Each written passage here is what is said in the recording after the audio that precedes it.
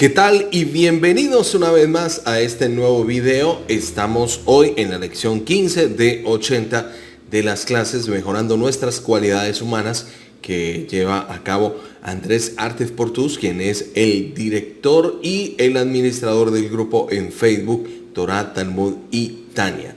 Muchísimas gracias por permitirnos llevar estos textos sagrados y también a la colaboración del grupo Bitajón Emuná. Mucha atención porque hoy la clase que vamos a tener se llama la distorsión de la imagen de uno mismo.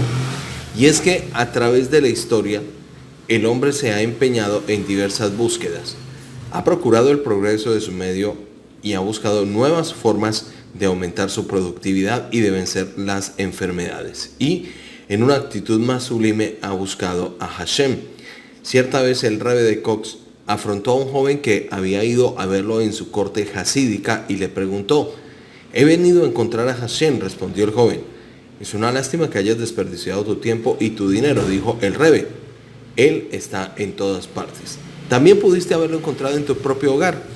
Entonces, ¿con qué propósito debería haber venido?», preguntó una vez el joven.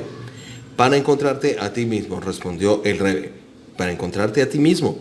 De todos los seres del mundo, el hombre es el que está más cerca y, paradójicamente, es el que se halla más distante de sí mismo.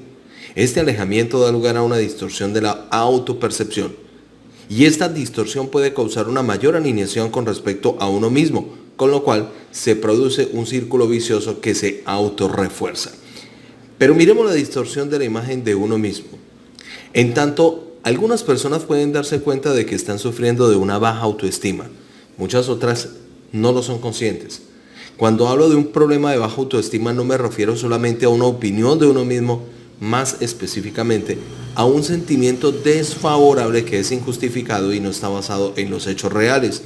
Aunque mucha gente se da cuenta de que se tiene poca confianza y de que se abrigan sentimientos de inferioridad, cree que estos están justificados porque está convencida de que sus insuficiencias son reales. Con bastante frecuencia esta autopercepción es incorrecta y la baja autoestima y la poca confianza en sí mismo son en realidad injustificadas.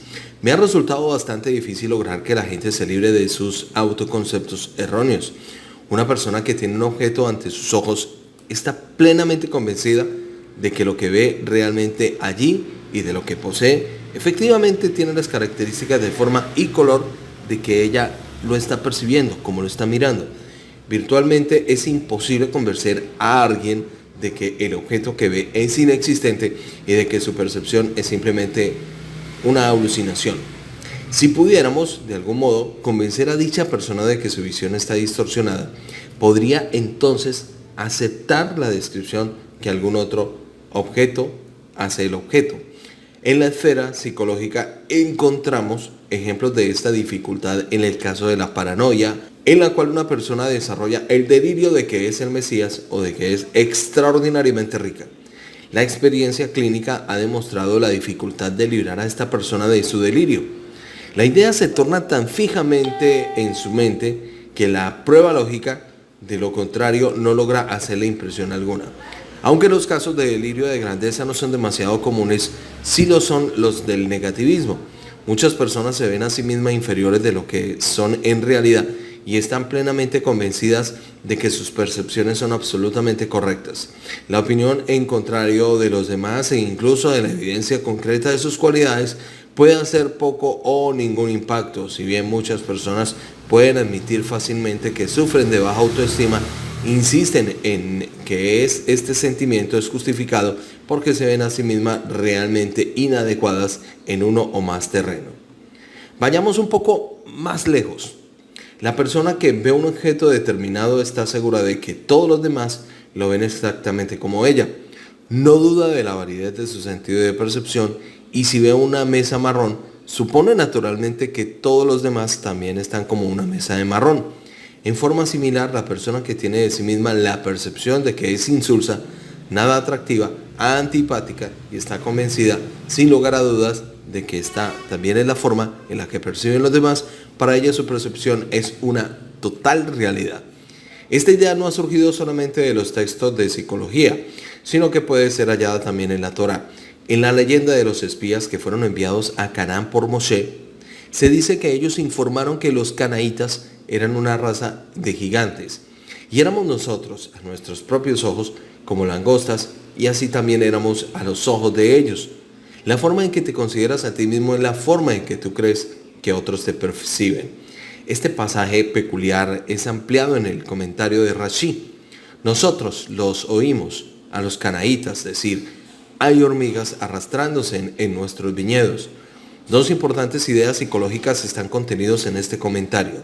En primer lugar, los espías seguramente no comprendían siquiera el idioma de los canaítas y sin embargo estaban seguros de que estaban hablando. Si te sientes inferior, ciertamente llegarás a la conclusión de que los demás lo han notado y están hablando de ello. En segundo término, hay una progresión descendente hacia esos sentimientos de baja autoestima, habiéndose sentido inicialmente tan pequeños como langostas. Los espías pronto se sintieron reducidos en el tamaño de las hormigas.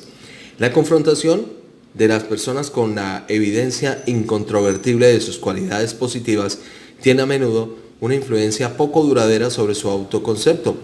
Recuerdo el caso de una mujer profunda, deprimida, que tenía una imagen muy pobre de sí misma y a pesar del hecho de que era una excelente médica especialista que había alcanzado una prestigiosa posición en la comunidad de su profesión, sus injustificados sentimientos de inferioridad la habían conducido a escapar a través de la adicción y el alcohol. Yo estaba impresionado por su autoimagen notablemente distorsionada y cuando le pedí que citara alguno de sus valores personales permaneció completamente silenciosa.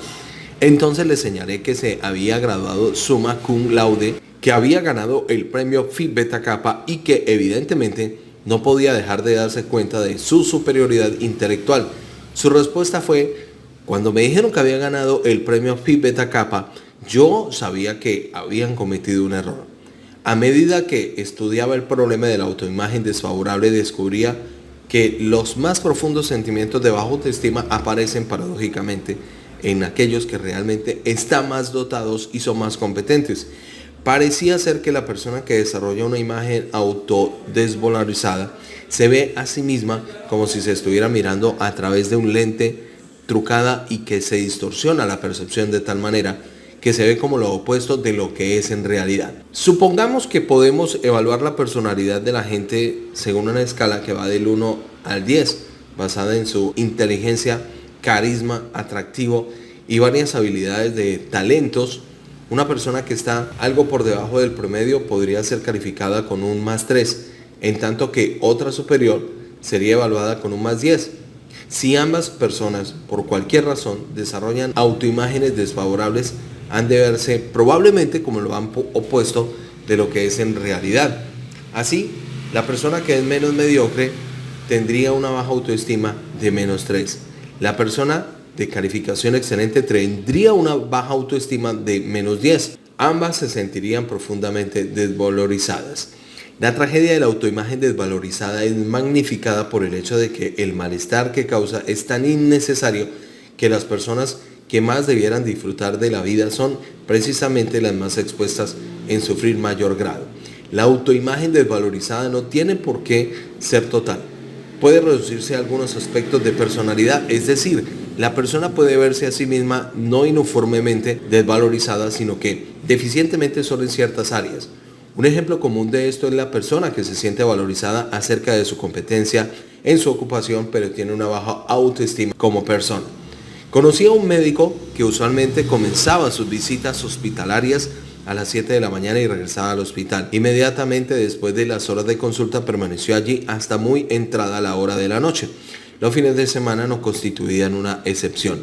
Era admirado por sus pacientes, por las enfermeras y el equipo administrativo, pero el personal del hospital señalaba a menudo que su esposa debía ser una arpía. Pues, ¿por qué otra razón un hombre evadiría tan persistentemente su hogar? Un año más tarde, la esposa del médico me consultó porque estaba muy deprimida.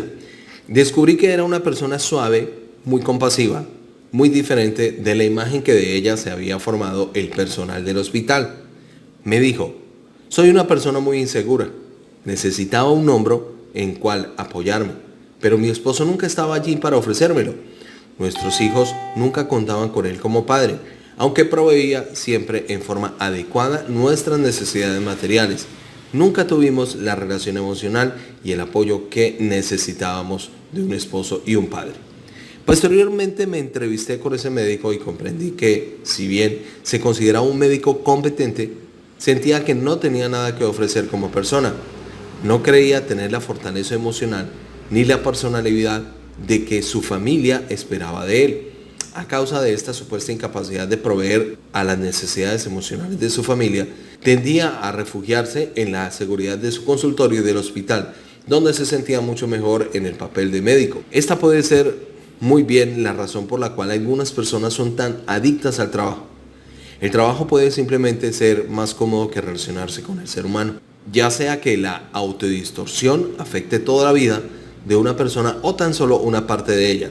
Se trata de una idea errónea que puede tener serios efectos nocivos sobre ella y de quienes la rodean. Pero miremos un poquito más allá. Este tema es la autoestima, que va ligado con la humildad, pero también involucra la vanidad. Podría ser prudente anticipar un desafío en este punto. El lector puede preguntar: si usted enfoca un problema psicológico desde la perspectiva de la Torá, ¿cómo puede criticar la baja autoestima? No se nos enseña en la Gabá, que significa la vanidad, es una abominación. No enfatiza el Talmud, sé humilde, que está implícito en el Pirkei Avot 4. Esto requiere una breve aclaración. Lo que yo he calificado como una autoimagen desvalorizada no es un sentimiento de anibut, que significa la humildad, sino más bien uno que resulta de una autopercepción que está distorsionada, por la cual la persona niega sus aspectos positivos y se ve a sí misma como muy inferior a lo que es en realidad. La autoimagen desvalorizada no es humildad, sino una ilusión, es una percepción falsa.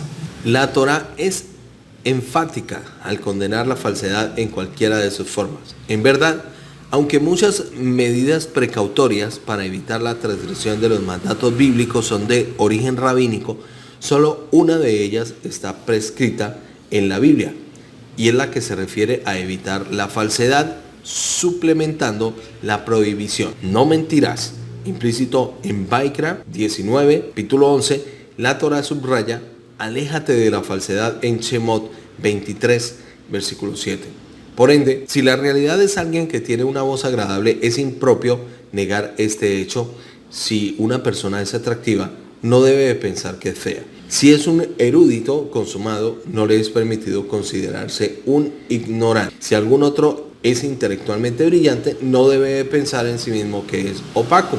Próximo a nuestra época, el modelo de humildad fue el del gran Hafez Haim, el Rabbi Israel Meir HaKohen, y somos afortunados en contar con muchos seres humanos contemporáneos que pueden atestiguar sobre la profunda humildad de este sabio. Sin embargo, el Hafez Haim escribió numerosas obras alágicas y éticas, sin manifestar reservas en la promulgación de decisiones alágicas definitivas y en el establecimiento de los propios principios éticos. ¿Cómo pudo haberlo hecho de no considerarse calificado y competente para eso? De hecho, ¿cómo las grandes autoridades en materia de Torah hubieran asumido a través de los siglos las responsabilidades de la dirigencia y la autoridad si no consideran adecuadas para ello? ¿Cómo habría desafiado a menudo las posiciones de otras grandes autoridades de no haber estado convencidas de su propia competencia para hacerlo? Evidentemente, el tomar conciencia verdadera de la naturaleza, de las habilidades y de las capacidades propias no es en otro modo alguno incompatible con la humanidad. La compatibilidad de la conciencia con la humildad es fácilmente comprensible a la luz de la enseñanza talmúdica. Si has estudiado mucho Torah, no te jactes, porque para ello has sido creados. Y esto está implícito en Pirkei Avot 2, en el versículo 9. Así como la persona dotada de una hermosa voz debe reconocer que este es un don divino, así la que también posee una mente brillante, capaz de aprender, retener y analizar. Debiera entonces reconocer que este es un talento concedido por Hashem. Uno puede medir su verdadera grandeza sin asumir el orgullo y la vanidad del presunto pavo real. La autoestima está basada en la conciencia de las propias capacidades de lo que uno puede hacer. La vanidad es el sentimiento que debería expresarse admiración y exaltación por lo que uno ha hecho. Así, el Hafetz Haim escribió sus grandes obras porque sabía que podía hacerlo, y eso es una autoestima virtuosa y saludable después de que estas obras fueron completadas. No esperó honores ni gloria por sus logros. Muy por el contrario, ya estaba concentrándose en lo que él quedaba por hacer, aún con el talento con el que Dios lo agraviara. Esto es compatible con la humildad. En relación, hay una razón para creer que jamás la Gabá es consecuencia del reconocimiento de las verdaderas habilidades y talentos de una persona. Quien tiene una saludable autoestima no necesita alabanza y la aprobación de los demás. La Gabá es invariablemente el intento desesperado de una persona que se siente desvalorizada por escapar de sus sentimientos de inferioridad y pide con vehemencia honores y busca elogios para asegurarse de que es una persona valiosa en contraste con sus sentimientos. Sin embargo, puesto que estos sentimientos de inferioridad son erróneos, los elogios, la admiración jamás resultan suficientes. Esta persona nunca puede tener bastante seguridad y persiste tosudamente en tratar de impresionar a los demás con sus logros. El Tanaj nos enseña cuán extremadamente cautelosos debemos ser para no traspasar la delgada línea que separa la anibut del autodesprecio, y esto está demostrado en el episodio de el rey Saúl relatado en Shmuel 15. La humildad de Saúl se hizo evidente cuando tuvo que ser sacado de su escondite para ser coronado rey de Israel. Poco después recibió las instrucciones de Shmuel de aniquilar a los amalecitas y destruir todas las posesiones. Saúl, empero, cedió a los deseos del pueblo y no hizo matar el ganado, a fin de ofrendarlo en sacrificio sobre el altar. Al ser agudamente reprendido por Shmuel, Saúl se defendió, al principio insistiendo en que había satisfecho el deseo de que Hashem, solo después de que lo increpara, solo después de que Samuel lo increpara, nuevamente Saúl admitió su error. Pero entonces ya era demasiado tarde. El cielo había decretado que Saúl perdiera su reinado. He aquí las palabras precisas del profeta Saúl. Y Shmuel dijo: esto es lo que Dios ha hecho. Aun cuando eres pequeño, ante tus propios ojos, te he designado como líder de Israel. Observemos que Saúl no es reprendido por ser humilde, sino que es castigado por ser pequeño ante sus propios ojos. La reprensión divina a Saúl indica que en su gran piedad y profunda humildad, Saúl había llegado demasiado lejos y cruzado el delgado filamento que separa la virtud de la humildad de la peligrosa autodestructividad que implica la desvalorización personal. Fue este tipo de impropia autodestructividad la que condujo a Saúl a permitir que lo dominaran los deseos del pueblo.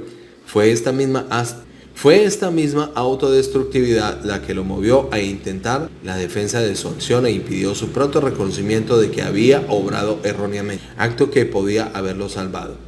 Incluso si el concepto que Saúl tenía de sí mismo no hubiera sido tan distorsionado como para que no confiara en su propio juicio al interpretar el deseo de Hashem, juicio que se oponía a la interpretación dada por el pueblo, debía, cuando menos, haber comprendido que, puesto que Hashem lo había designado para ocupar una posición tan encumbrada, él tenía la capacidad necesaria para cumplir con esas responsabilidades. La Gabá es señalada como una aberración. Si bien Hashem declara que su presencia estará siempre con Israel, aun cuando se encuentre en un estado de profanación. Esto implícito en Vaikra 16. Él, no obstante, evita a los que son vanidosos. Todo judío tiene una neshama, que significa alma, que es parte de Hashem. El judío que es consciente de su neshama y aprecia su inestimable valor, no debiera temer una autoimagen desvalorizada ni recurrir a la detestable defensa de la Gabá. Esta existe solo si alguien niega que tiene una neshama o que tiene una neshama o no la aprecia en todo su valor. Ambas son herejías inaceptables para Hashem. El gran sabio Hillel es citado por el Talmud como modelo de humildad en el Shabbat. Sin embargo, es este mismo Hillel quien declara: si yo estoy aquí, entonces todo lo demás está aquí, implícito en Sukkah Lila. Uno debe de tener un ego saludable, una autoestima, a fin de tener algo para anular la autoestima y la humildad no se excluyen, sino que se complementan. Por ende, una persona debe de tomar conciencia de todos sus haberes personales, reconocerse como la beneficiaria de la generosidad de Hashem y conducirse simultáneamente con humildad. En realidad, uno recurre al falso orgullo y la vanidad, la gabá, tan denostado por la Torá como resultado de su baja autoestima. Pero miremos cómo se liga la autoestima con el estrés. Hay una especie de ajustamiento consecuente con la imagen autodesvalorizada que a primera vista parece ser constructivo, pero que no es en realidad una excepción de la regla de que toda conducta basada en la distorsión de la realidad puede llegar a ser destructivo. Me refiero a las personas que intentan librarse de su baja autoestima haciendo cosas que les prueben a ellas y a los demás que son en realidad gente que vale la pena. Para una persona es posible ciertamente compensar satisfactoriamente un defecto, a condición de que éste exista en la realidad, y la gente que ha perdido el sentido de la vista desarrolla a menudo sentidos agudos del tacto y el oído. Algunas personas afectadas por impedimentos físicos desarrollan destreza artística o facultades intelectuales. Estas son adaptaciones constructivas porque su objetivo es compensar defectos reales. En cambio, cuando los defectos no son reales, como es el caso de la gente que se considera engañosamente inferior a lo que es en realidad, sus esfuerzos compensatorios, incluso aquellos que poseen un valor social, están invariablemente destinados al fracaso. Al respecto, es importante distinguir entre las personas triunfadoras y las super triunfadoras. Los triunfadores son personas de gran talento movidas por una sana ambición, aunque estas permanentemente en acción. Se parecen mucho a la madre amamantadora que se siente claramente molesta hasta que su bebé comienza a mamar. Entonces experimenta un alivio por un tiempo, pero solo hasta volver a sentir nuevamente la necesidad de amamantar a su bebé por la acumulación de la leche materna. Ella se siente feliz con lo que ya ha hecho, pero siempre necesita hacer algo más. Si bien los triunfadores pueden estar siempre en movimiento, obtienen un sentimiento de satisfacción con lo realizado, pueden disfrutar del reposo y del relajamiento de sus nervios. No se sienten inseguros ni empujados a probarle nada a nadie. Los supertriunfadores son totalmente distintos. Habitualmente se trata de personas que poseen una imagen autodesvalorizada y se sienten inferiores aun cuando sean muy calificados. Aunque sus comunidades se beneficien con sus logros, ellos nunca se sienten satisfechos de lo que han realizado, impulsado por su siempre presente necesidad de autocompensar su autopercepción desvalorizada. Raramente disfrutan de algún sentimiento de logro por lo efectuado y a menudo les resulta imposible hallar el sosiego innecesario. De este modo, la autoimagen desvalorizada desempeña un papel principal en situaciones de estrés, y este es un asunto extremadamente importante debido a que muchas de las enfermedades incapacitantes y aún letales tienen relación hasta cierto punto con el estrés. Entre ellas se encuentran la afección de la arteria coronaria con angina, el ataque al corazón, la hipertensión arterial que puede provocar un ataque fulminante, la insuficiencia cardíaca, desarreglos renales, enfermedades gastrointestinales, diabetes inestables, migraña o jaqueca emocional, por nombrar solo unas cuantas. Hasta hay evidencias acerca de que el estrés puede desempeñar un papel nada desdeñable en el desarrollo del cáncer. La acción destructiva del estrés difícilmente puede estar sobreenfatizada. Para entender por qué el estrés resulta tan destructivo, será útil considerar algunos de los mecanismos de defensa físicos que Dios nos ha brindado para hacerle frente con éxito a los peligros que amenazan nuestra supervivencia. Las únicas amenazas serias a la vida a las que el hombre debe hacer frente son los ataques de un agresor y sobrevivir a un ataque que así depende de la ejecución exitosa de una de estas dos respuestas. Luchar o huir, sea cual fuere la más adecuada. En relación a la lucha afectiva o a la rápida huida, debe producirse en cambios en nuestra fisiología y hay una necesidad mayor de oxígeno y nutrimentos para los músculos a utilizar en la lucha o en la huida. Esto es acompañado por aumento de pulsaciones y la presión sanguínea, lo que posibilita una más rápida provisión de sangre. También se produce la necesidad de desviar la sangre del tracto gastrointestinal hacia los músculos, en los que será necesario el azúcar almacenado en el hígado y es descargado en la sangre para abastecer el tejido muscular con los nutrimentos adicionales que necesita.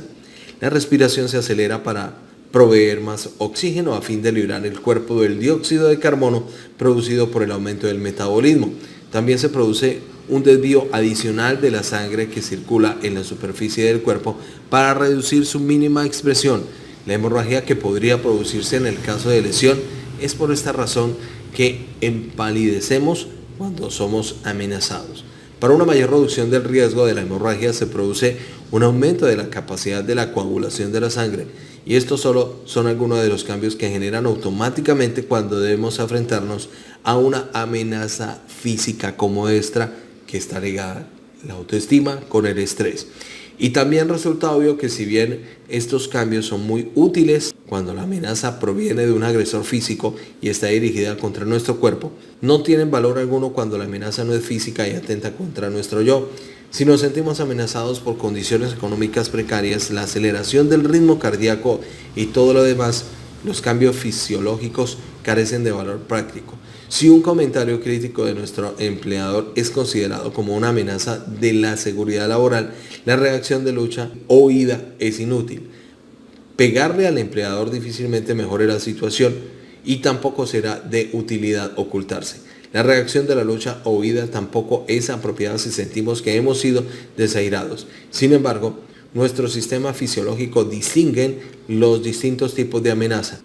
Hemos sido programados para reaccionar ante amenazas con cambios para la lucha o la huida, y esto es exactamente lo que ocurre. Además, dado que la reacción de lucha o la huida responden a la agresión física, resulta evidente que la duración de los cambios fisiológicos ha de ser corta. Una contienda con agresor durará habitualmente algunos segundos o minutos. Uno se librará exitosamente del otro, dominará al agresor o será asesinado. Cualquiera sea el resultado, todo sucederá rápidamente y si alguno sobrevive, la amenaza habrá quedado eliminada y el cuerpo recobrará su funcionamiento normal en cuestión de minutos. Esto no es así, sin embargo, cuando la amenaza no tiene carácter físico directo, amenaza de inseguridad laboral, desastre económico o pérdida de la autoestima, no desaparecen en unos años, pero los cambios fisiológicos crónicos y sostenidos que no se corresponden con la amenaza percibido originan los males del estrés mencionados anteriormente. Las tensiones más comunes del mundo actual son lo que constituye una amenaza se corresponde a menudo con la propia autoimagen y un sano yo no estaría sujeto, por lo tanto, a demasiado estrés. Aun cuando las circunstancias externas fueran difíciles, la persona que se sabe capaz se sentirá menos abrumada.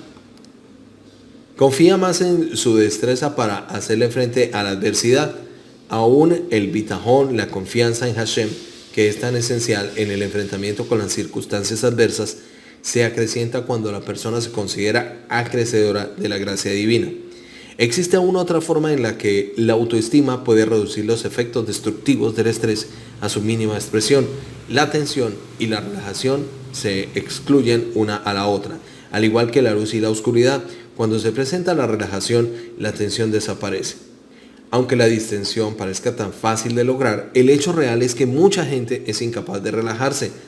Puede entretenerse leyendo, jugando, trabajando, mirando espectáculos deportivos o de otras maneras, pero sin alguna de estas diversiones es realmente ansiosa. Y relajación significa descansar cómodamente en un sillón confortable o asolearse, sentarse en una bañera con agua, remolíneamente y no leer, ni escuchar, ni hablarle a nadie. No hacer nada excepto respirar y sentirse a gusto en esta situación.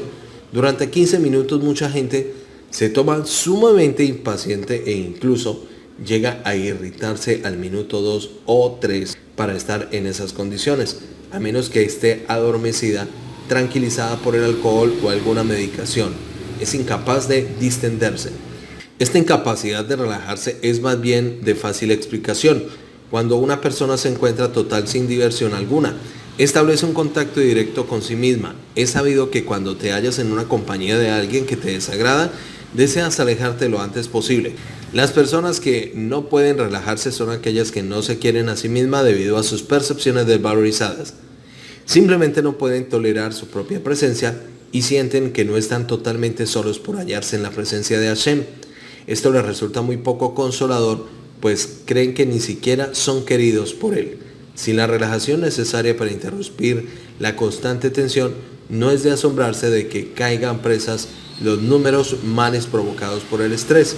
El hecho de que muchos eruditos de la Torá sean capaces de dedicar muchas horas a la meditación en la soledad es una clara evidencia de que poseen una sana autoestima. A pesar de su sincera anibut, ellos saben que poseen una neshama que busca unirse con Hashem y que consideran Banim Lakamon, hijos del omnipresente, queridos y amados por él. Derrotar a la distorsión perceptiva que conduce hacia una autoimagen desvalorizada es por ende vital para el bienestar físico y emocional, así como también hay que mirar la autoestima e identidad, estas dos que van ligadas. La persona con poca autoestima tiene naturalmente lo que se conoce popularmente como problemas de identidad. No se trata de un sentimiento de humildad, sino de desvalorización, devastadoramente deprimente. Estas personas pueden actuar con desesperación para obtener una identidad. Recuerdo cierta vez que realicé una evaluación psiquiátrica de un joven que había sido arrestado por robar un banco. El asalto había sido planeado tan chapuceramente que su propósito parecía ser que el ladrón fuera arrestado y no consiguiera dinero. El joven señalaba orgullosamente su foto en la primera plana del periódico. Lo había logrado. Ahora era alguien negativo, pero alguien afín.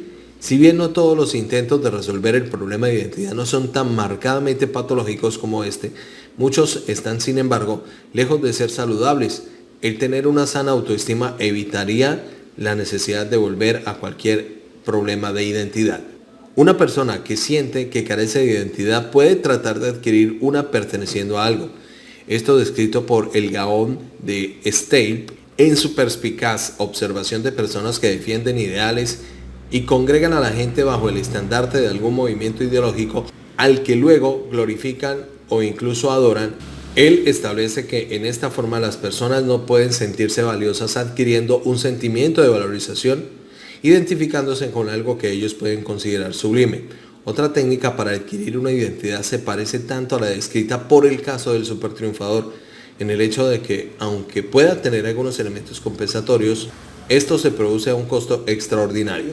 Las personas sin un sentimiento de identidad pueden esforzarse en alcanzar posiciones y títulos prestigiosos. Para la pregunta que antes había resultado tan dolorosa, ¿qué soy?, ellas tienen ahora una respuesta: soy un médico, o soy un abogado, o soy un presidente de una organización, o soy el dueño de una mansión o de un lujoso automóvil. Como en el caso del supertriunfador, los intentos para remediar las deficiencias inexistentes resultan insatisfactorios. A estas personas se convierten invariablemente en desdichados médicos, abogados, poseedores de elegantes automóviles, y la falta de la efectividad de esta táctica para alcanzar una identidad está bellamente ilustrada en sus leyendas de los sabios del Helm.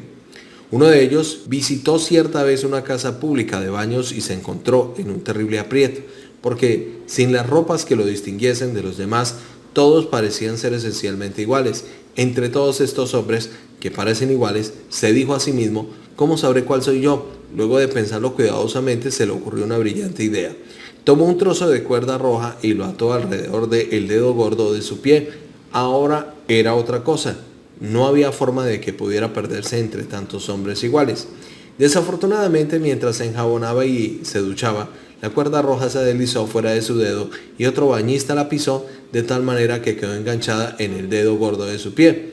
Después de un rato, el sabio del Helm advirtió al portador de la cuerda roja y luego miró su propio pie y por supuesto no vio nada. Quedó confuso y acercándose al otro le dijo: perdóneme, pero quizás pueda usted ayudarme. Sé muy bien quién es usted, pero ¿podría usted decirme quién soy yo? Este jugoso relato popular contiene una profunda enseñanza psicológica. Si mi identidad es una cuerda roja, quien quiera que la lleve puesta tiene mi identidad. Si mi identidad es el exótico automóvil o el hogar, ella será el resultado del título y yo permaneceré invariable. La afirmación soy un médico expresa lo que hago y la expresión soy dueño de esa mansión indica lo que tengo, pero ninguna de las dos dice quién soy yo. Si nos resulta fácil describirnos a nosotros mismos como no sean los términos de los que hacemos o los poseemos, ello indica cuánto nos hemos desviado del verdadero sentido del propio yo, autoría del doctor A. Tversky. Amigos, muchísimas gracias a ustedes por la audiencia, por seguir los videos que con mucho sacrificio estamos realizando para la alabanza y gloria de nuestro Padre Hashem. Gracias a la colaboración de Andrés Artes Portus, el administrador del grupo en Facebook Talmud, Torah y Tania. Y también muchísimas gracias a todos los colaboradores del grupo Bitajón y Emuná. Estoy feliz de poder hacer parte de ustedes diariamente con estas enseñanzas. Son 80. Esta es la número 15. A ustedes, mil gracias por la sintonía. Dele like a este video y ayúdenos a compartir estas enseñanzas. Y que las bendiciones de Hashem lleguen para todas sus familias. Desde Colombia, Diego Arturo Rivera Pescador les desea un feliz día. Ábrale el corazón a Hashem. Confío en Hashem. Creo en Hashem. Hashem es el único en nuestra tierra. Feliz día para todos.